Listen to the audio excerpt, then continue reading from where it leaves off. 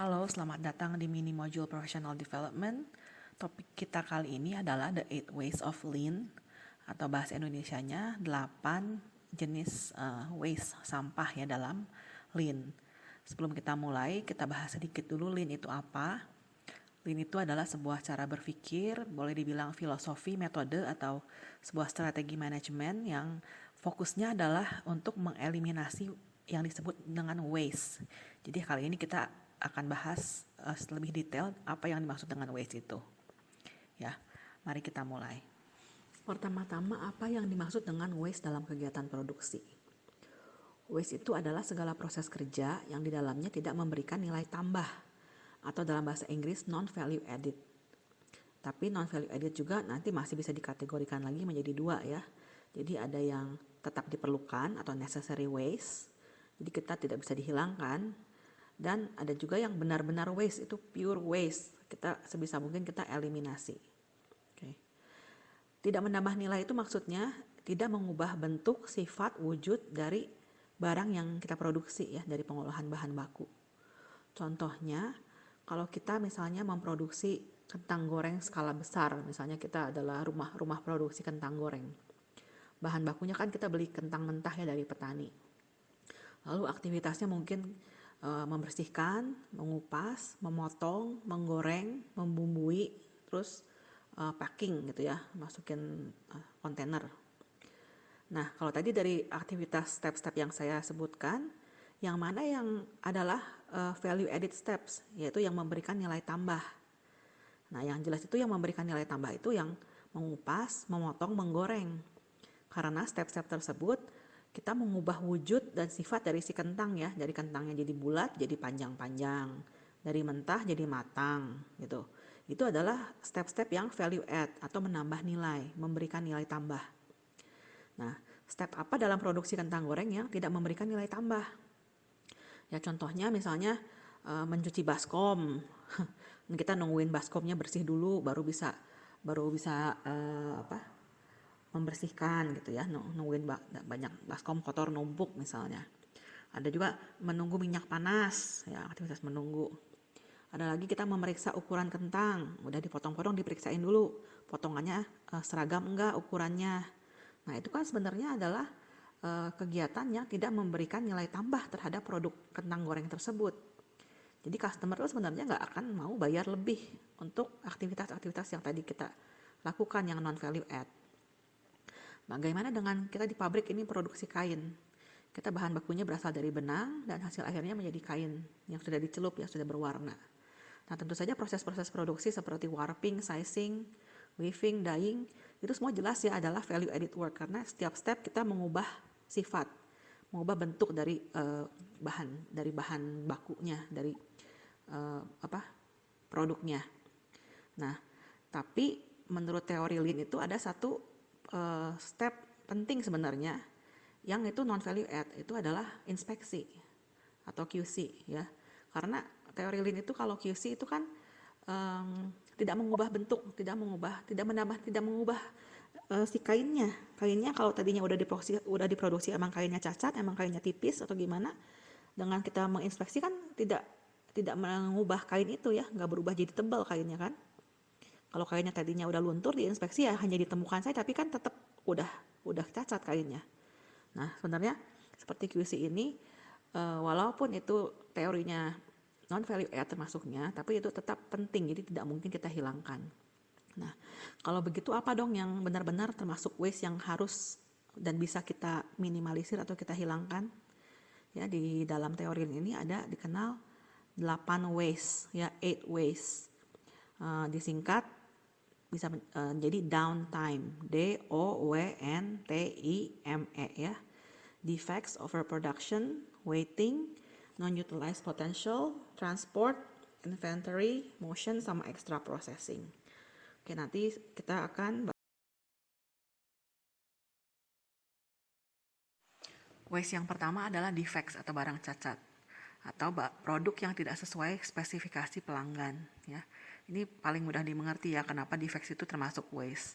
Karena jelaskan kalau hasil produksi tidak bisa dijual Atau misalnya lolos dijual tapi lalu diretur sama pelanggan, kan sama aja, pasti menimbulkan kerugian bagi perusahaan. Tapi kadang-kala juga barang catat itu masih bisa diselamatkan, masih bisa diusahakan untuk diperbaiki ya supaya masih layak dijual. Nah itu disebut rework atau kerja ulang. Nah kalau rework pasti kita butuh tambahan manpower, tambahan tenaga, materi, energi, dan jelas waktu. Semuanya itu butuh biaya. Apakah customer mau membayar extra cost yang timbul akibat rework? Misalnya kita celup kain warna biru, lalu customer bilang ini birunya kurang tua, terlalu muda. Ya udah kita celup ulang, celup lagi. Ya tentu saja selain waktu kita butuh biaya bahan pewarnanya dari staffnya ditambah untuk mencapai target warna sesuai customer ya.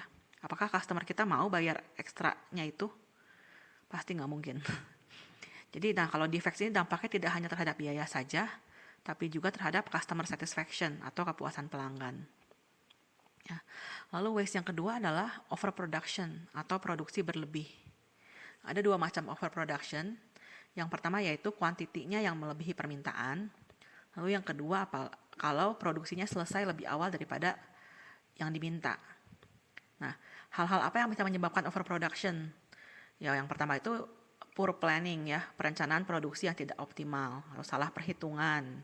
Bisa juga miskom, ya miskom ini yang mungkin sering terjadi juga miskom dengan pelanggan. Kita kurang ada ambiguitas, misalnya tidak ngerti pelanggan maunya gimana, mau selesainya kapan, ada asumsi, misalnya biasanya orang ini pengennya secepat mungkin, tapi satu saat dia pengennya 2 bulan aja ordernya, tapi ternyata kita kecepatan. Bisa juga disebabkan jadwal produksi yang tidak stabil, jadi di luar kontrol kita. Misalnya pernah kejadian di awal masa pandemi, di pabrik kita memutuskan untuk menarik produksi barang-barang ekspor itu maju. Jadi misalnya harusnya bulan Juni, ya udah kita majuin ke Mei. Itu waktu itu terpaksa kita lakukan untuk mengisi mesin. Karena orderannya lagi sepi banget, supaya kita nggak stop produksi, ya udah supaya kita tetap jalan menjaga operasional, kita dengan sengaja mempercepat produksi. Bisa juga, tapi itu adalah waste sebenarnya, ya. Nah, kenapa overproduction ini merugikan perusahaan? Kalau jumlahnya kelebihan ya jelas ya, rugi. Kadang-kadang kalau barangnya nggak diambil sama customer, kita berlebih, ujung-ujungnya kita obral, misalnya obral murah. Nah, kalau misalnya produksi kecepatan, kenapa itu merugikan perusahaan? Karena itu menguras modal kerja kita ya. Karena untuk skala pabrik itu modal kerja itu ya besar sekali. Kalau kita produksinya kecepatan, barang sudah jadi, tapi customer belum mau terima, kita belum bisa kirim bon. Sedangkan kita sudah harus bayar supplier kita, supplier benang, supplier obat, ya. Dan kita sudah harus membayar gaji karyawan kita yang memproduksi. Kita sudah harus bayar listrik, bayar batu bara, ya. Ya itu pasti mengganggu cash flow kita kalau kita memproduksi kecepatan, ya. Barang yang sudah jadi tidak bisa dijual. Waste yang ketiga adalah waiting atau menunggu. Menunggu ini bisa menunggu orang, menunggu materi, menunggu mesin, menunggu proses. Misalnya di bagian pencelupan nungguin grey, ya greynya kurang. Lalu di bagian gudang grey nungguin inspeksi. Nah kalau ada yang menunggu ini adalah bottleneck namanya. Menunggu mesin juga ada dua macam. Yang pertama ya kalau menunggu mesin yang lagi rusak, mesinnya lagi diperbaiki, nggak bisa dipakai, lagi maintenance. Dan satu lagi menunggu mesin yang running. Misalnya mesinnya tuh udah otomatis, tapi masih ada orang yang nungguin 24 jam misalnya. Nungguin nongkrong duduk di depan mesin, cuma memastikan mesinnya nggak mati. Nah ini kan termasuknya waste. Kalau bisa ya yang menunggu operator itu ya jangan cuma duduk doang, tapi dia menungguin mesin sambil membuat laporan atau sambil nyambi kerjaan yang lain. Nah kalau di kantor bisa juga nunggu approval. Misalnya kita mau ngirim barang, mau ngirim sesuatu tapi butuh tanda tangan manajer yang manajernya susah dicari, nggak ada di tempat terus. Itu menunggu. Lalu waste yang keempat, non-utilized talent. Ini sebenarnya waste yang baru ditambahkan. Ya kalau misalnya dalam teori Lean ini. Jadi kalau Anda searching tentang seven ways of Lean juga banyak sumbernya masih 7, masih 7 bukan 8. Nah yang ke-8 itu yang ini. Non-utilized talent artinya itu ada bakat atau keahlian karyawan yang tidak ditempatkan pada tempat yang cocok. Jadi ada potensi orang-orang yang gagal kita manfaatkan dengan baik. Ya.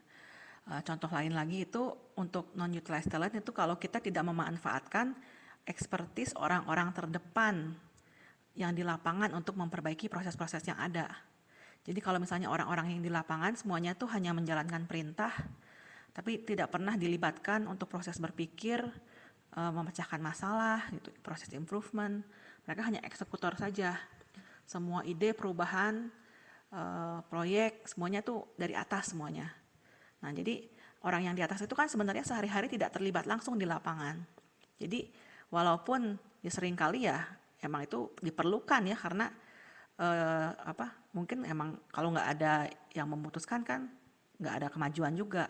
Tapi sebenarnya kalau keputusan semuanya selalu dari atas itu rawan untuk membuat kesalahan atau membuat sesuatu yang kurang tepat karena kan dia tidak terlibat sehari-hari. Lebih baik itu kalau ide-ide itu datangnya dari bawah harusnya, dari orang-orang yang melakukan pekerjaannya langsung. Ya, nah harapan saya salah satunya dengan pelatihan-pelatihan ini itu kita bisa membibit lebih banyak orang lagi di lapangan yang